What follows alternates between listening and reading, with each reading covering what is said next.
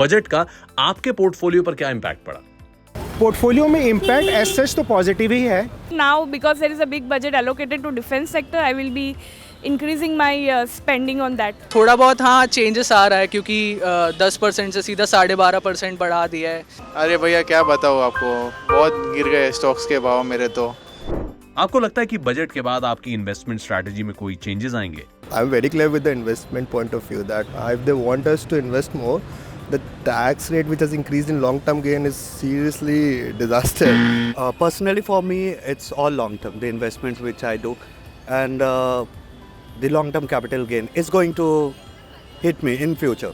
हमें इन्वेस्टमेंट फिर हमें स्टॉक्स और मतलब डीमैट अकाउंट से हटा के किसी और चीज़ में मे बी हमें इन्वेस्ट करना पड़ेगा क्योंकि ये लोग इंसेंटिव थोड़ा सा ख़त्म कर रहे हैं. क्या आप इस बजट की स्कीम्स जिनसे आप प्रॉफिट कमा सकते हैं उनके बारे में जानना चाहेंगे? हाँ, क्यों नहीं. I would. श्योर. जानना चाहेंगे भाई, क्योंकि कुछ समझ ही नहीं आ रहा है. हाँ श्योर. हाँ बताइए ना. तो ठीक है, मैं समझाता हूँ.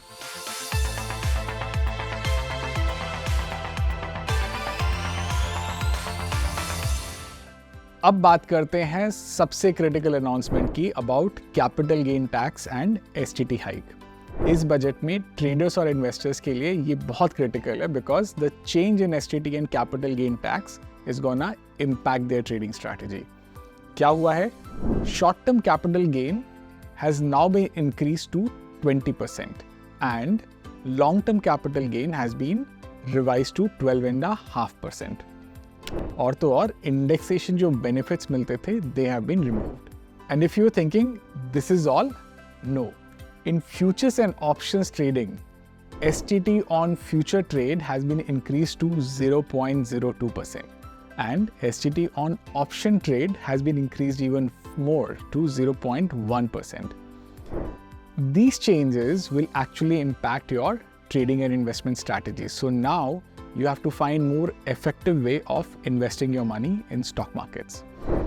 Now let's talk about some very good news around AIF and tax relaxations. Budget ने ऑल्टरनेटिव इन्वेस्टमेंट फंड्स जो इंफ्रास्ट्रक्चर और एसएमई में इन्वेस्ट करते हैं उनके लिए टैक्स बेनिफिट्स और इंसेंटिव्स इंट्रोड्यूस किए हैं. पोटेंशियल टैक्स एग्जेम्पशंस और रिलैक्स्ड कंप्लायंस रिक्वायरमेंट से ये इन्वेस्टमेंट और अट्रैक्टिव हो जाएंगे. ओके, नेक्स्ट बात करते हैं रियल एस्टेट इंसेंटिव्स की. रियल एस्टेट सेक्टर को बूस्ट करने के लिए बजट में CLSS रिवाइज किया गया और अफोर्डेबल हाउसिंग के लिए स्टैम्प ड्यूटी को रिड्यूस कर दिया गया.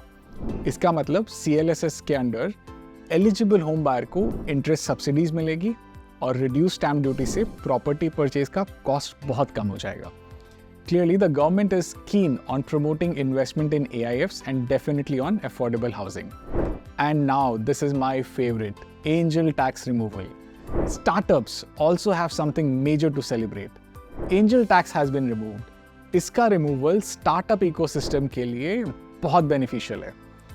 पहले इन्वेस्टर्स को अपने प्रॉफिट पर, दैट इज स्टार्टअप में वो जो पैसे इन्वेस्ट करते थे उसके ऊपर 30% टैक्स देना पड़ता था, जो अब नहीं देना होगा. इससे अब स्टार्टअप में आप बेझिझक एंजल इन्वेस्टमेंट कर सकते हो एंड कैपिटल रेजिंग के लिए स्टार्टअप फाउंडर्स आराम से एंजल इन्वेस्टर्स को अप्रोच कर सकते हैं. एंड फाइनली, क्योंकि अब आपको पता है कि बजट में कौन कौन से बेनिफिट्स है, कौन से सेक्टर्स को बढ़ावा मिल रहा है, कौन से सेक्टर्स में इन्वेस्टमेंट्स जा रहे हैं, you can now set up your own trading strategies, talk to the experts, figure out what's going to work, and for all of that you can come on Stock Grow. I will see you out there discussing my own trading strategies.